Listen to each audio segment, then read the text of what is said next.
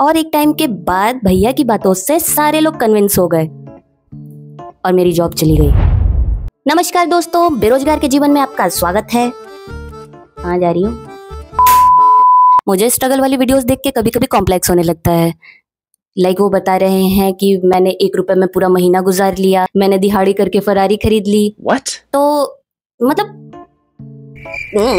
इनकी फैमिली कितनी स्वीट है कि बच्चा प्राइवेट जॉब कर रहा है तो भी वो लोग खुश हैं। हमारे घर में लोग नौकरियां जज कर रहे हैं। आई कैन एक्सप्लेन यू कैसे। तो ये कहानी शुरू होती है वहां से जब मैं ताजी ग्रेजुएट हुई थी लॉकडाउन में। तो मैंने सोचा कि बैठे बैठे क्या करे, करना है कुछ काम, शुरू करो पढ़ाना, लेके सुमी का नाम और बोलो सारा रारा। अपने घर वालों को किसी तरीके से मैंने कन्विंस किया कि मैं टीचर बनना चाहती हूँ and I wanted to do BEd. Simple. तो बहुत सारे तमाशों के बाद मेरे घर वाले मान गए कि ठीक है तुम बीएड कर लो। और एंट्रेंस में मेरे थोड़े से ठीक ठाक नंबर ऐसे आ गए थे कि मैं चाहूँ तो मेरे आसपास का जितना भी कॉलेज का लिस्ट है मतलब प्रेफरेंस भरूँ, तो जो मेरी पहली प्रेफरेंस होगी मुझे वो कॉलेज अलॉट हो सकता था और हुआ भी वही। और मुझे जो कॉलेज मिला था, मैं नाम नहीं लेना चाहूँगी, वो कॉलेज ऐसा था जिसके बारे में मैंने बहुत सारी बातें सुनी थी। उनके पास एक इनविजिबल बोरा है जिसमें हर चीज के पैसे भरे जाते हैं। What? आपको कॉलेज नहीं आना है, आपको पैसे देने हैं। आपको टीचिंग नहीं करानी है, आपको पैसे देने हैं। आपको लेसन प्लान नहीं बनाना है, आपको पैसे देने हैं। आपको खाना नहीं खाना है, आपको पैसे देने हैं। खाना नहीं खाना है, आपको सांस लेने हैं, आपको उसके भी पैसे ही देने पड़ते होंगे। I don't know. तो एक ऐसा ही अद्भुत दिन आता है जिस दिन हम लोग कॉलेज जा रहे थे, ऑब्वियसली उस इनविजिबल बोरे में पैसे भरने। क्योंकि हमारा एग्जामिनेशन फॉर्म भराया था। एग्जामिनेशन फॉर्म ऑनलाइन भराता था जिसके हम लोग ऑलरेडी पैसे दे चुके थे, बट एडमिट कार्ड ये लोग ऑफलाइन डाउनलोड करके देते थे सो दैट वो पैसे ले सके।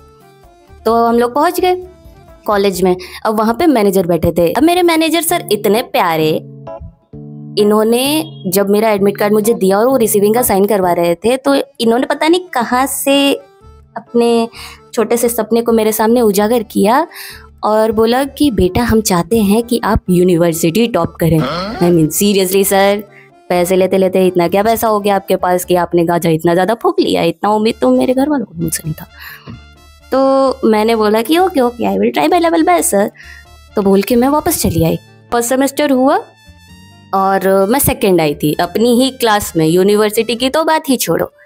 तो जो लड़की फर्स्ट आई थी उससे मेरी छोटी सी दोस्ती हो गई थी कुछ टाइम पहले। तो मुझे लगा कि शायद ये जो कॉलेज है या फिर ये जो यूनिवर्सिटी है, यहाँ की आंसर राइटिंग का जो पैटर्न है वो थोड़ा सा डिफरेंट होगा, जैसा हमारे सीबीएसई बोर्ड में होता है। जैसा मैं बीएचयू में आंसर राइटिंग करती आई थी वैसा यहाँ पे ऐसा कोई सीन नहीं था। तो मैंने उस लड़की से पूछा कि यार मुझे बता दो कि आंसर कैसे लिखे जाते हैं।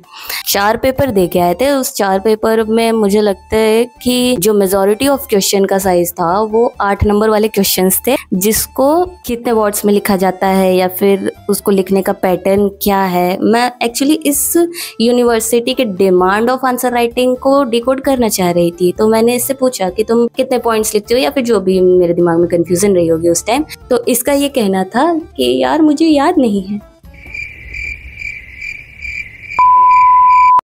मैं कही कि ठीक है कोई बात नहीं। मैंने ये आइडिया ही ड्रॉप कर दिया कि मुझे टॉप करना है। मैं कही ये सर का सपना सर जाने। उसके बाद क्या हुआ कि हमारी यूनिवर्सिटी 2 यूनिवर्सिटीज में स्प्लिट हो गई। हमारे पूर्वांचल वाले जानते होंगे, पहले वो वीर बहादुर सिंह पूर्वांचल यूनिवर्सिटी थी, वो स्प्लिट होके 2 हो गए। एक तो पहला ही वाला रहा और दूसरा जो नया बना था वो Azamgarh university, that is Maharaja Suheldev university. तो हम लोग सुहेलदेव में चले गए। अब हुआ क्या कि जैसे ही सेकेंड सेमेस्टर आया, सेकेंड सेमेस्टर में सुहेलदेव वालों ने कहीं से मेरे टैलेंट को पहचान लिया और सेकेंड सेमेस्टर में मैं टॉप कर गई क्लास में। तो ये सिलसिला चलता रहा और उस एक सेमेस्टर को हटा दिया जाए तो तीनों सेमेस्टर में मेरे नंबर बहुत अच्छे आए थे, जो कि हमारे प्यारे मैनेजर सर नोटिस कर रहे थे। अब हुआ क्या कि जैसे ही मेरा बीएड कंप्लीट होता है तो कहीं ना कहीं उनके दिमाग में ये चीज आ गई थी क्यों ना इनको ही एज अ टीचर अपने कॉलेज या फिर अपने स्कूल में हायर कर ले। अब देखो एक और चीज मैं बता दूं आप लोगों को कि जो ये मैनेजर सर थे इनका स्कूल भी था।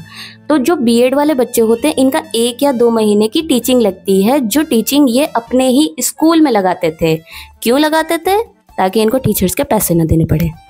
इन्होंने वो 1 महीने की टीचिंग मेरी देखी थी और he was so much impressed. तो इन्होंने सोचा कि क्यों ना इनको एज ए टीचर अपने यहाँ हायर कर लेते हैं। तो इन्होंने मुझे अपना प्रपोजल सुनाया। इन्होंने दूसरी बार अपनी चाहत को मेरे सामने प्रकट किया कि हम चाहते हैं कि आप हमारे स्कूल में पढ़ाएं। मैं खुश हो गई कि एटलीस्ट देयर इज समवन जिसने मेरे टैलेंट को wow, at least there is someone who has detected my talent. जैसा कि नॉर्मली किसी भी इंसान को किसी जॉब के बारे में सोचना रहता है तो वो क्या सोचता है, उसके दिमाग में ये ख्याल आते हैं कि वहाँ का वर्क कल्चर कैसा होगा, जॉब रिस्पॉन्सिबिलिटी क्या होंगी। तो हर दूसरे बच्चे की तरह मैंने भी अपनी कंफ्यूजन उनके सामने रखी और पूछ लिया, पैसे कितने देंगे?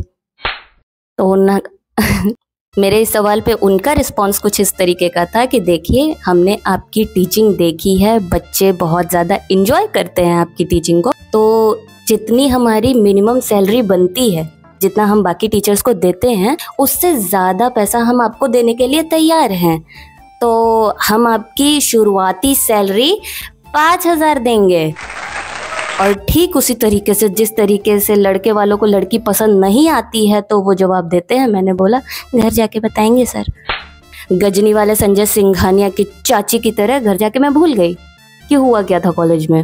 एक और बात कि मेरे पापा जो हैं वो टीचर हैं, तो बीइंग अ गवर्नमेंट ऑफिशियल, जैसा कि हर चुनाव में यहाँ के टीचर्स की ड्यूटी लगती है, हमारा जो कॉलेज था उस कॉलेज में पोलिंग बूथ था और पापा की एक बार वहाँ पे ड्यूटी लगी थी, जिस ड्यूटी के दौरान कुछ तो मनमुटाव हुआ था, जिसके बाद पापा उन मैनेजर को बिल्कुल पसंद नहीं करते थे, जो कि मुझे बहुत ज़्यादा मानते थे। I don't know why. तो हुआ क्या कि मैं पापा से कुछ बात कर रही थी और कहीं से मुझे ये चीज़ याद आई कि अरे हाँ, आज कॉलेज में तो ये हुआ है। तो मैं सारी कहानी अपने पापा को बता रही और तभी मैनेजर का दोबारा कॉल आ जाता है मेरे पास कि आपने घर पे बात की तो क्या बना। तो अपने पापा को बताया, पापा ने क्या बोला। तो मैंने कहा कि सर अभी बस बात ही कर रहे हैं, आपको मैं 5 मिनट में फ़ोन करती हूँ। मैंने उनका फ़ोन कट किया और पापा को मैंने बताया। अब मेरे पापा जो हैं वो इस तरीके के इंसान है, is completely like a coconut. बाहर से सख्त हैं लेकिन अंदर से बहुत नरम है। आपसे वो कितनी भी क्यों ना नफरत करते हो, लेकिन अगर आप बार बार छोड़ो, अगर आपने उनसे किसी भी चीज़ की रिक्वेस्ट की तो वो तुरंत पिघल जाएंगे। आई मीन लिटरली, आपने रिक्वेस्ट की तो हुआ भी यही कि जैसे ही पापा ने सुना कि सर का फ़ोन है और वो रिक्वेस्ट कर रहे हैं, तो उनकी मतलब जो भी दिक्कत रही हो उसको वो भूल भुला के मुझसे बोले कोई बात नहीं, जब तक फ्री हो तब तक चली जाओ पढ़ाने, इतना रिक्वेस्ट कर रहे हैं तो क्या हो गया। Okay, now I am my employed person, मुझे कोई बेरोजगार नहीं कहेगा। मैं खुश हो गई। अब जब से मैंने उनका स्कूल ज्वाइन कर लिया था तो उनके रूल्स एंड रेगुलेशन हमेशा चेंज होते जा रहे थे। पहले दिन मुझे कहा गया कि 1 बजे छुट्टी हो जाएगी, दूसरे दिन मुझे कहा गया कि 2 बजे तक आप लोगों को रहना है, तीसरे दिन मुझे कहा गया कि जब तक बच्चे नहीं चले जाएंगे तब तक आप लोग यहीं रहेंगे। अरे आप कहिए, हम अपना बोरिया बिस्तर ले आके यहीं पे रह जाते सर। तो धीरे धीरे ये जो फ्रस्ट्रेशन लेवल था मेरा वो बढ़ता जा रहा था। फिर मेरे जीवन में आता है वो दिन जब मेरी माताजी ने मेरे भाई को मेरी ये हाईली पेइंग जॉब के बारे में बता दिया। मेरे भाई का मेरे पास फोन आता है, हेलो, आई सेड हेलो, और उधर से उसका कहना था कि क्या कर रही हो। तो मैंने कहा कुछ नहीं, खाना खा रही हो। तो इसका नहीं पूछ रहा हूँ, काम क्या कर रही हो। मैंने बोला मैं पढ़ाने जा रही हूँ। कितने में? 5,000 में। That's it. 5,000 मुझसे ले लो, फालतू का काम मत करो। एक टाइम के बाद मेरे घर वाले मेरे भैया की बातों से कन्विंस हो गए और उन लोगों ने मुझे भी कन्विंस कर लिया कि ये जॉब तुम्हें तुम्हारी हैसियत के अनुसार पैसा नहीं दे रही है। आपको क्या पता है कि मुझे अपनी हैसियत 2,000 की लगती है माँ। हुआ क्या कि मैंने उस जॉब को छोड़ दिया। जॉब क्या थी यार, दिहाड़ी मिल रही थी मुझे। 5,000 में कोई दिन भर जान थोड़ी देता है। हालांकि मैं अपने भाई के ऑफर से बहुत ज्यादा प्रभावित थे कि 5,000 रुपए मुझे बैठे बैठे मिलेंगे तो क्यों ना मैं जॉब छोड़ दूं।